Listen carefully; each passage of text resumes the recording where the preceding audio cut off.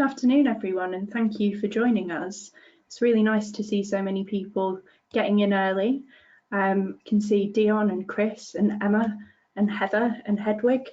It's really nice to have you all here with us. My name's Heather. I'm an account director here at Bailey & French, and I'm joined this afternoon as a last-minute addition by my colleague Holly, who's very kindly stepped in. Unfortunately, Ben, who was going to be joining us, is not very well this afternoon. So Holly, thank you so much for joining me. No problem. It's lovely to join everybody, and sending many well wishes to Ben for a speedy recovery. So hopefully I will do it justice. I'm sure you will. Thank you so much again, Holly, for joining. So for those of you who don't know, Bailey & French, we're a small consultancy based down in Brighton, and we use positive psychology and the latest research to support organisations with wellbeing, leadership, team relationships and performance. And our aim is to humanise the world of work. So we work with organisations across the private and the public sector, including the civil service in the UK and across the globe.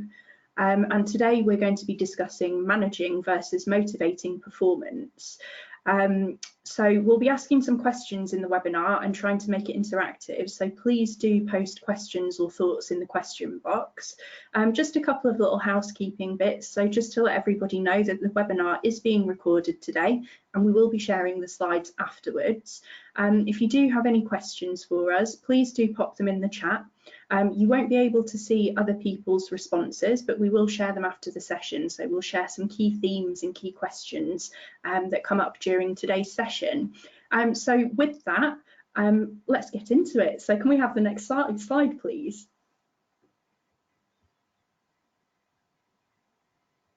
Fab. So we're going to start today with a positive starter. A lot of people have probably just had lunch, feeling a little bit tired. So we want to get the energy up for our webinar, and as we said, make it super interactive, super engaging. And we use positive starters in all of our workshops that we deliver, so facilitated content, just so that everybody really gets engaged from the very start, gets comfortable sharing their thoughts, their ideas, and just have that positive frame of mind. So we've got a question here on the screen, and as we said, do use the question box feed to answer the question. But what would someone else say is one of your top strengths and why? And when we think about strengths, it's not just things that we're good at, although that is important, but also thinking about the things that we really love doing, really enjoy doing. And just to kick us off, I will get started. So one of my top strengths, which I believe, and I think my friends also believe it as well, but it's probably around being like organized and being planful. I love a schedule. I love an Excel spreadsheet to plot out what I'm going to do. I use multiple Excel spreadsheets to run my life, which I'm sure some people might be able to relate to, whereas some people might think there is nothing worse. But yeah, very much like to be organized and plan things out so that it's logical. Everything makes sense. I know what I'm going to be doing. Heather, do you have a strength that comes to your mind? I do. Before I share mine, I would like to say, though, for sure, you are the Excel queen around here. So definitely I do take pride in it, so I'm going to take that gold star and run with it. 100%. So I would say, I think other people would say one of my top strengths is strategic thinking. And the reason for that is that I am quite good at looking at things on like a really kind of big picture scale and making connections where maybe other people might not notice them. And I absolutely love doing that. And quite often people will have to remind me to put my feet back on the ground. But yeah, for sure, strategic thinking, definitely. Yeah, I see that. And that's one that's maybe not so much of a strength of mine, so that when we work together, I love it because we can balance each other out perfectly, which is the whole purpose of strengths. So I love that. And we're also seeing lots of different things come through the chat from other people in the session as well. So some of the things that are coming through around being positive and being sort of that optimistic person, unpicking and solving problems is also one I love. I love a good problem that I can get my teeth stuck into, and I feel like such a sense of achievement if I've solved something. So that's also coming through. We're seeing patience, so someone that works in a challenging workplace. So being able to sort of be that sense of calm and patience and meet people where they are, it is something that's really important and also energizing. Integrity, so sticking to values. Yeah, I know, that is a very good one. I feel like maybe I should have said it, but I didn't, and here we are. And keeping a sense of humour during tough times, I think that's one that can be sometimes overrated, but something that's really, really important. You know, things are difficult, and if we can have that sense of humour, it uplifts us, but it also uplifts other people as well. So I love that one. Thank you for sharing, everybody. Feel free to keep them coming as well, and keep thinking about what you think your strengths might be, whether what you think it is or what your friends or family or peers or whoever might say one of your strengths is as well. We're going to move on. So if we can go to the next slide. This is just a quick recap of what we're going to cover today.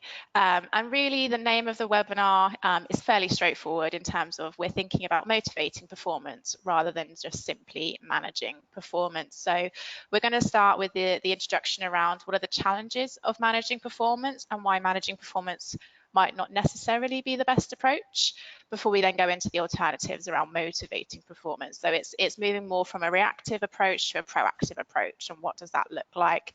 And how do we do that, with some suggestions, some tips, and some discussion reflection questions for us to go through together. So by the end, we'll have a good understanding of what motivating performance is, what that looks like, and then start to think about actually how might we implement that in our day-to-day work and beyond.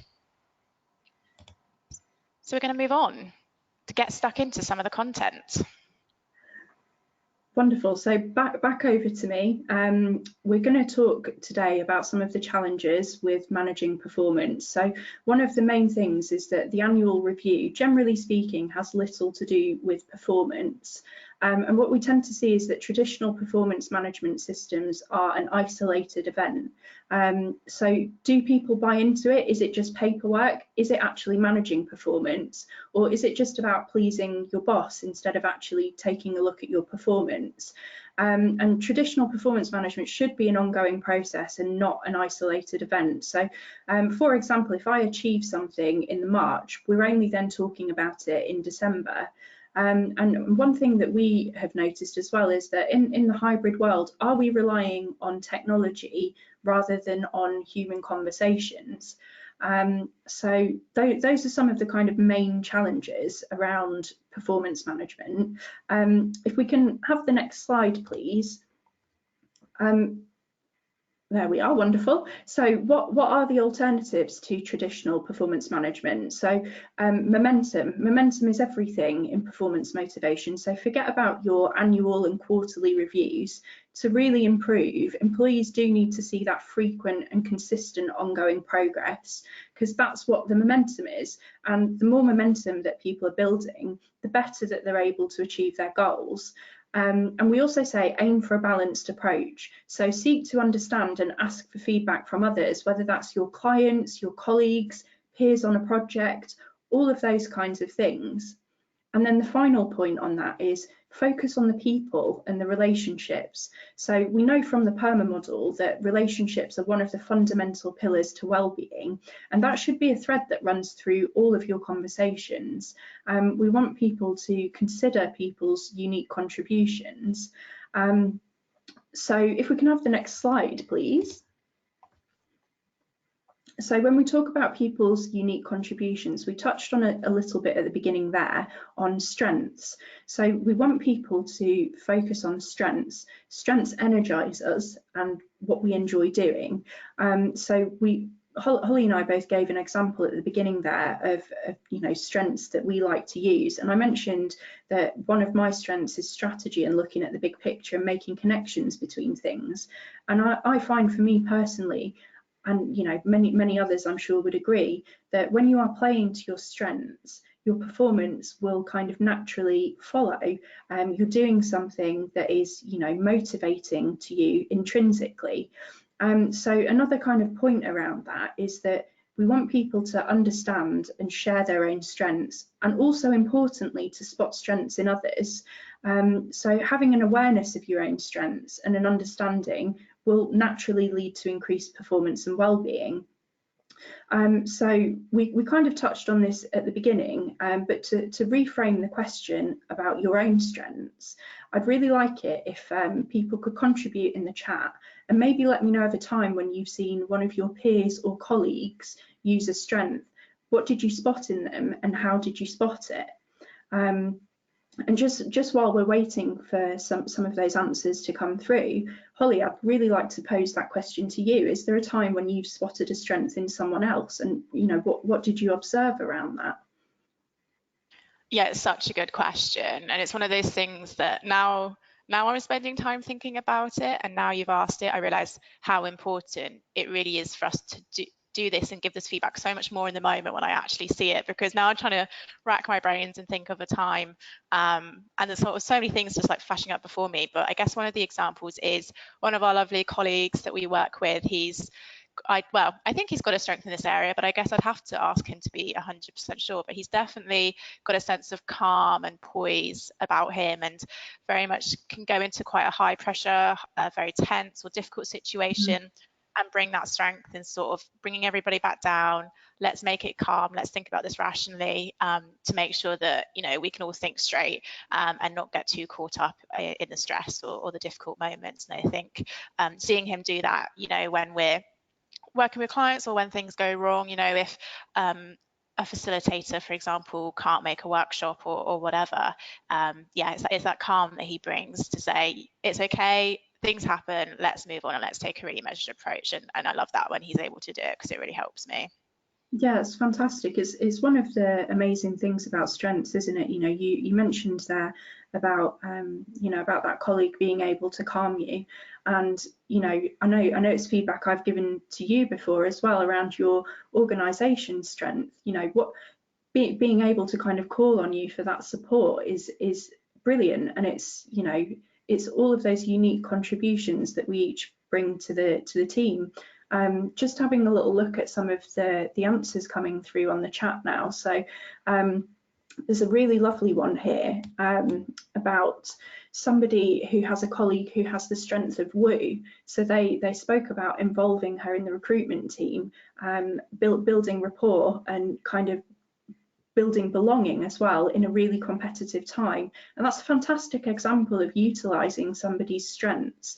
And I'm sure that person, is feeling all the more motivated for being able to use that. I'm wondering as well, Holly, whether there are any of the other answers in there that you'd really like to highlight.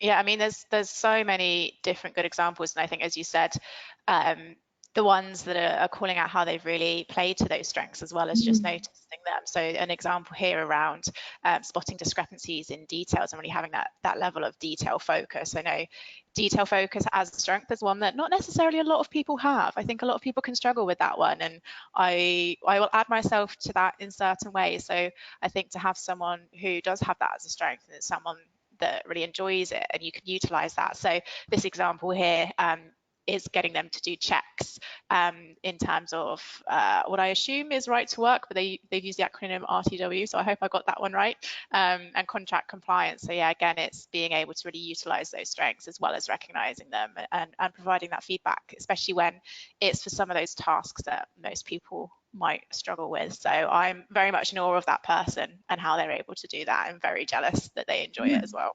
For sure. So I mean that really goes on to the kind of final point about connecting with other people. We are all human, so what we kind of suggest is look at people as a holistic person, not just as paperwork or an employee number. Look at all of these things that make them unique and the contributions that they bring to the team. So we've touched on a little bit about how we can motivate performance. And Holly, I'm going to hand back over to you now. No, I'm not. I'm skipping ahead of myself. If we can have the next slide. Just getting so excited. I know. I'm jumping the gun, but if we can have the next slide, please. Thank you. So before I hand back over to Holly, I'm going to talk about what happens when we motivate performance. So there is a lot of information on this slide. Don't worry, I'm not going to read out every single point, and we will share the slides with you afterwards, so you can read them and absorb them in your own time. But what happens when we motivate? So firstly, enhanced motivation and well-being allows us to get into flow, which is amazing for our performance and well-being. It reduces anxiety and has lots of other tangible effects. It increases self-acceptance, so the unique strengths, those are all part of maintaining a healthy relationship with yourself. the positive work experience. So the more strengths that are put into action, the higher people's positive experiences were, leading to better performance. And greater happiness as well. So developing your core strengths can increase and improve positivity in your life. And there's a few really nice key little facts on the screen there, that 36.4% increase in performance when you focus on strengths. And people are 3 times more likely to achieve excellent quality of life using strengths. And then there's a really powerful bit of information there about, in organisations that focus on strengths, 85% plan to still be here in 12 months. And in those who don't focus on strengths, only 37% plan to stay. So I think that those numbers are quite powerful, really. And at that point, I believe I will hand back over to you, Holly. I was so keen to listen to you there. I was trying to skip ahead, but I will hand back over to you now. Oh, Heather, you're going to inflate my ego too much if you keep flattering me like that. Thank you. So we've discussed a bit about, obviously, the difference between performance management and performance motivation, and why it's important, and sort of those benefits of motivating people rather than just purely managing them. And so what we wanted to do on the next slide is just start to think about, actually, what are the different pillars that can help us to motivate performance? And we've already spoken about one of them in a fair amount of depth so far. So we've talked a lot about strengths, knowing our strengths, recognizing our strengths, and also recognizing the strengths of other people as well, and calling that out and utilizing it. So you'll see number 3 there is strengths. So I'm not going to go into that in too much detail, but again, just a reminder, strengths are very much about, what energizes us, as well as the different things that we're good at as well. But there are other things that we have in this list that we can help to motivate people's performance. So as I said, this is often trying to get to a point where, before someone has any performance related issues, if we can boost and cultivate these different pillars within the organization, within our teams, and within our relationships with individuals, actually, hopefully we'll get to a point where performance isn't really an issue, and we can motivate that performance proactively. So I'm going to dip into some of these, and you can see on the screen, and as Heather said, we will share these slides around afterwards so that you can look back on the information.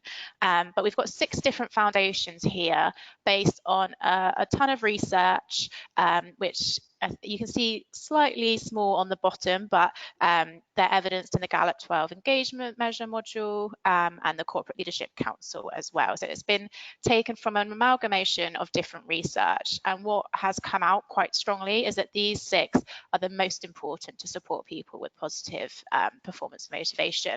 And actually, interestingly, they are in order. So sometimes we talk about foundations and pillars, and we say that one isn't necessarily more important than the other. But in this case, we do actually have a clear order for which ones sort of are most important. So we've got the first one there, which is having respect. And again, we've touched on this in terms of those high quality connections, but engaging in open and honest communication and treating each other with mutual respect. That's sort of number 1. Probably not very surprising to most of you on the call here. I think we can all appreciate that if we feel respected and we feel valued and we have those relationships within our workplace, that is going to motivate us to want to do a good job, because we want to, prove ourselves, but help other people within the team or the customers we serve, depending on where we're working. If we've got that level of respect, then we are more motivated to do a good job. The second one is all about clarity. So this is really us understanding, what are we bringing to the role? What is our purpose? What motivates us? What is our value? And I'm just going to check, because I feel like I want to make sure that everyone can hear me, and I feel like I might have lost some audio. So hopefully you can all hear me still. And the second one being clarity. So what is our meaning? What is our purpose? And making sure that we are all aware of that really helps to motivate us. And again, it's probably fairly self-explanatory, but when we know what we're doing and why we're doing it, again, that helps us to motivate our performance and keep on track with the goals and the objectives that we need to achieve. As I said, the third one, strengths, we've covered in a lot of detail already, so I won't go into that too much. But again, based on research there, that if we're playing to our strengths in our role, we can support peak performance and stay motivated in the role that we're doing. The fourth one being praise. So again, probably with all of them, not that surprising to see that in the list there, but being recognized and feeling like that our achievements are celebrated really leads to those feelings of positivity. So, you know, when we get that boost of accomplishment, when we get a praise for a job well done, and that's not just big things, it's small things as well. So I think the thing to remember here is you don't have to wait until the end of a project, say, when a big project's been completed to celebrate it. Actually start celebrating and praising those smaller steps, those smaller milestones, to make sure that you really embed that as a culture, to help people boost that positivity, and then that further links onto your performance. So if you feel like we get that praise and recognition, you know, where it's deserved, absolutely, then we will be more motivated to keep repeating that behaviour and demonstrating that positive behaviour going forwards. Then we've got growth. So this is all about thinking about opportunities to develop our skills, our abilities, our strengths. It's really important that we're able to develop in our roles, develop as a human, develop sort of technical skills related to the job. And if we don't feel like we've got that room for growth and development, even if it's not necessarily in terms of promotion, but sort of just lateral growth and development as well, then we can feel a little bit stuck, and that can impact our performance, and it means that we're not necessarily stretching ourselves, and again we can start to lack motivation and therefore have an impact on our performance. So making sure that those opportunities are available and known so that we can keep people super motivated. And then finally, we have empowerment. So that feeling of autonomy, and feeling like we're able to have a say over things, have some level of responsibility or some level of accountability. Again, the research shows that that boosts our intrinsic motivation. So when we need to perform at our best and we need to support our performance, if we feel like we've got some level of empowerment, then again, that helps us to boost it and make sure that we're still striving to perform at our absolute best.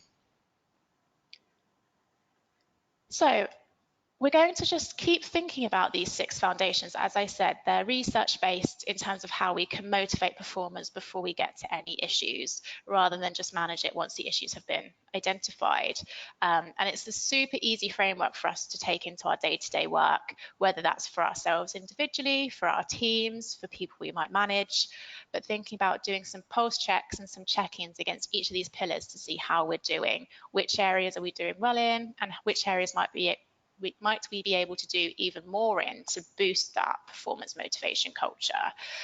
So if we go on to the next slide, as I said, doing some sort of pulse checks, check-ins on these pillars is a really, really effective way for us to start to boost motivation, a real quick win.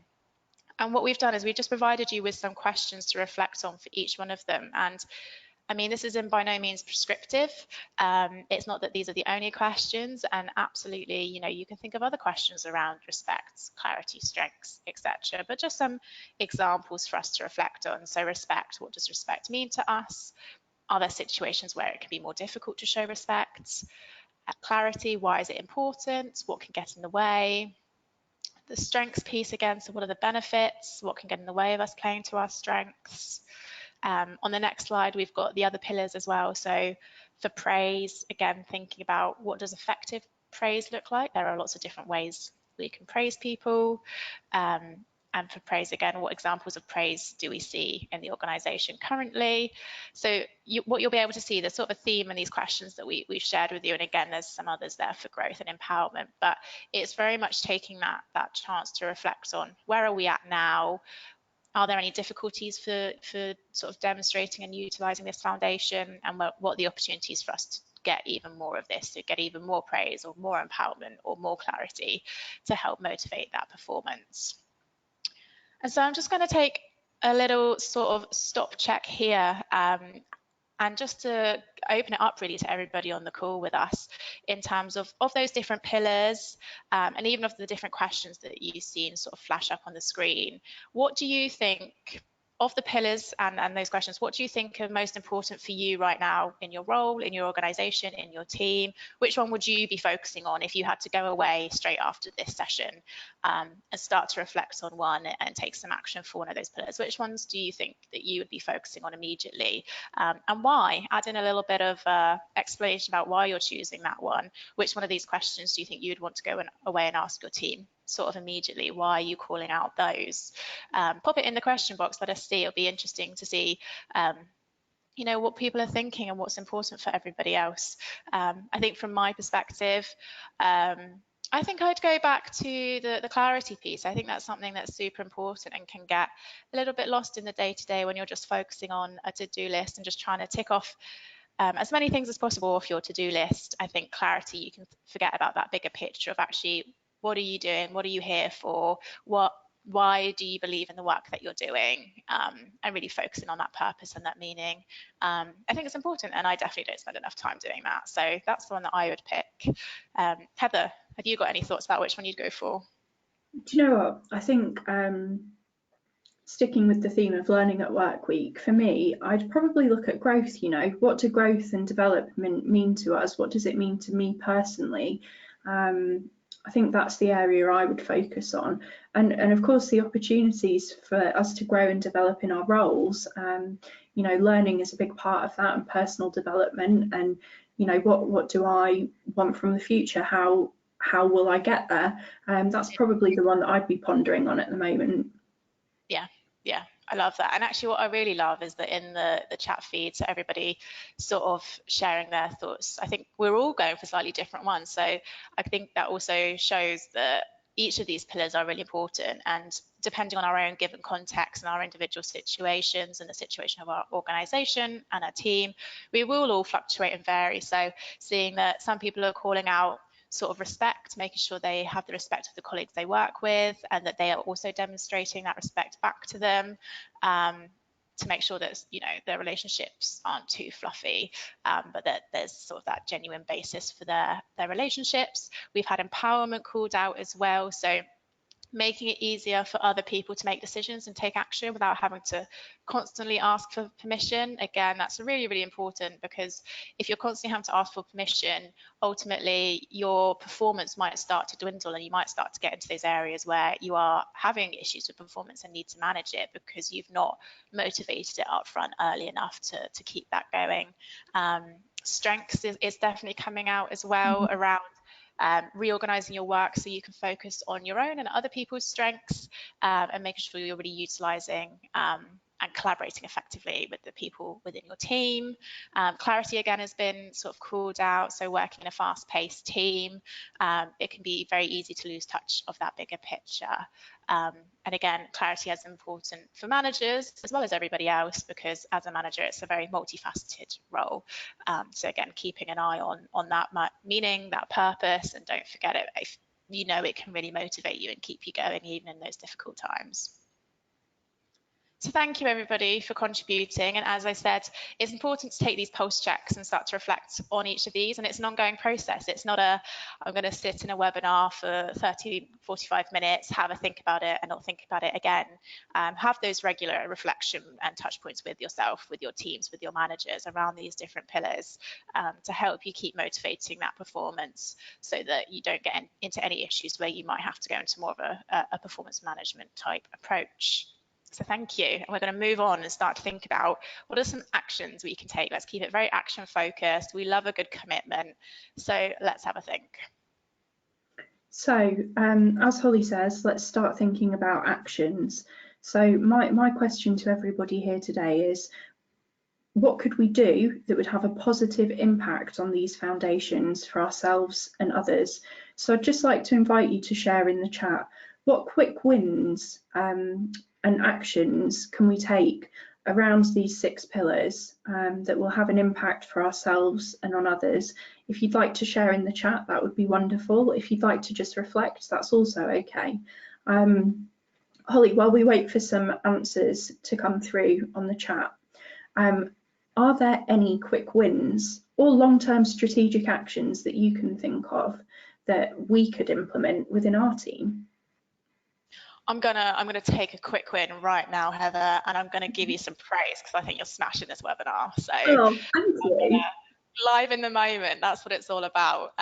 But no, I mean, I'm very serious about that. That is legitimate praise. But no, I think the biggest one for me is actually when I was thinking about the example of someone's strength and when they're using the strength, and I was like, I definitely just don't ask people enough whether what I think is a strength of theirs, whether they are actually energized by it, because there are so many situations where I think it's a strength of someone, so I'll ask them to keep helping me with it.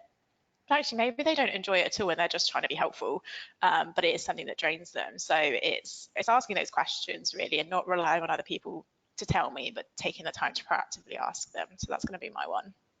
Yeah, fantastic. I love that. And you're right, it's so important, isn't it, to ask people, please tell me what your strengths are, rather than as you know, trying to guess, because it's you know, it's easy to, well, maybe it is, it's sometimes easy to spot what you think is a strength in someone, but as you say, you know, they might be really good at it, but they just hate it. So yeah, for sure, asking people. Some really lovely things coming through on the chat now as well. So leading by example, offering words of encouragement, making sure that we're having regular conversations that focus on the other person, get to properly understand them as humans and their strengths and desires. I really like that. That's lovely. And take time each day to show a genuine interest in people and touch base with individuals in the team, check in on how they're feeling.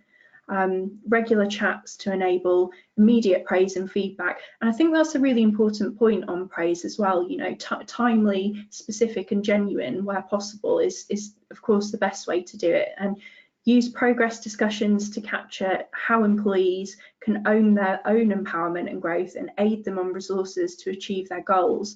I love that, really focusing on empowering people. And then I love this one too, a quick win, give people a jolly good listening to, and they can feel valued as a result. So thank you everybody for sharing. Please do feel free to keep suggesting in the chat some actions that we can take. If we can have the next slide, please. What I would love to do with you is share Bailey and French's top tips to take away.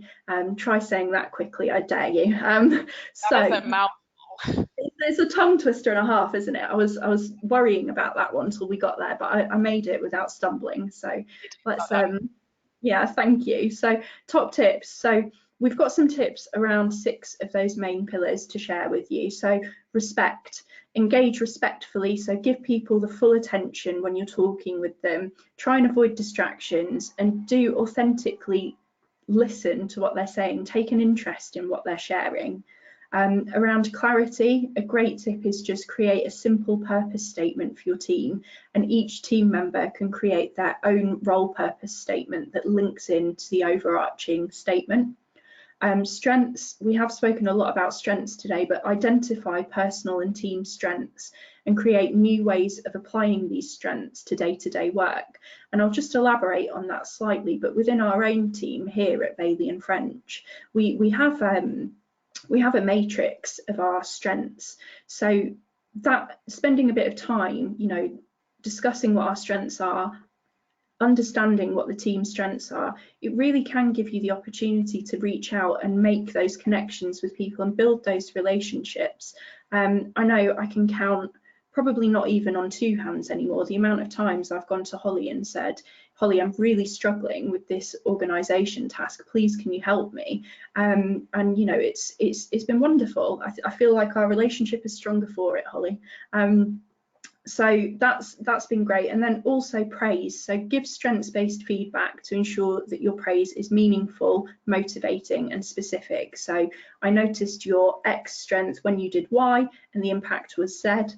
And then growth, so set goals that align with personal values and strengths and plan out various pathways to achieve these goals. We are all human beings, we are all different, we don't all have the same goals, so really take in mind what is that team member's values, what are their strengths and what is specifically meaningful to them. And then the final point on empowerment, so focus on the outcomes that need to be achieved and encourage creativity and innovation in finding ways to meet these outcomes most effectively. And then a final top tip that isn't on the slide, but I will add in there, learn more about some of the other things that we talk about. So human leadership, team flow, inclusivity, well-being and performance. We do have other webinars running this week on those topics, and we'll share more about that at the end. But those are our top tips.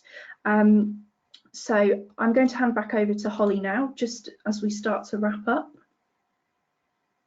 Those are some very good tips. So jotting them down furiously to take away as well, because even though we talk about this, you know, we can still learn. So yeah, absolutely love it. So just as we wrap up, and if we move on to the next slide, just a reminder that what we talked about today and the key message around supporting positive performance motivation so that you don't get into issues where you're struggling with performance are these 6 key pillars. So respect, clarity, strengths, praise, growth, and empowerment. That's the key message from today. If we're motivating performance, we're going to see better results than if we just simply manage it. And that's it. That's the ultimate message. And as we wrap up and as we close up, feel free to pop any questions if you've got any in the question box for us. But just a reminder, so we talk all things performance motivation at Bailey and French. We've got some self-facilitating tools that can help you with these. So our conversation mats, our conversation cards, and we can also help support with skill development workshops and facilitated sessions around these as well. So lots of different practical tools so we can open up the conversations around these and make sure that, you know, we're focusing in on them, we're not forgetting about them, and we're very proactively motivating people within the workplace to support their performance. And ultimately, it's also going to help their well-being as well. And we'll talk a bit more about well-being on a future webinar of ours that we're running later on this week for Learning at Work Week. But that's just a final bit here. So we can help support with all things to do with performance motivation, but we're focusing in on these 6 pillars as our main focus. Thank you, Holly. So if we can move on to the final slide, please. So just wrapping up today, if anybody did have any questions, Holly and I are going to stay on the webinar for another 5 to 10 minutes if anybody would like to add questions into the chat. You can also email us if you think of something suddenly, if it pops into your head later on. Our email addresses are up on the screen now. Please do follow us on our LinkedIn page. You can find links to all of the other webinars that we're running this week, all of them free to attend, 45 minutes and similar format to this one. You can also join us on our monthly Human Experience Forum, so that'll be monthly on a Tuesday. Every Monday we go live on LinkedIn at 8:30, and we do also have a newsletter. We also have a little QR code on the screen there, and Holly and I would both be eternally grateful if you've got any feedback for us. Please do give that code a little scan and fill out the feedback form. That would be wonderful. And I think that just about wraps up for today. We will be sending the slides and the recording around. If you feel that this would be useful for anyone in your team or your colleagues, please do feel free to share. And I think I've said a lot of words there, hopefully covered it off. And yes, I can see popping up in the chat, we will be sharing the slides around, don't worry about that. Thanks everyone for joining us. We'll stay on for another couple of minutes for any more questions. Holly, did you want to add anything else? No, I think that's it. Just if you've got some time, feel free to join us over the next few days. I will be back again, can't get rid of me, with human leadership tomorrow and wellbeing on Thursday. So yeah, please do join us if this has been helpful, and yeah, any feedback will be very gratefully received. So thank you all so much for joining. Thank you, everyone.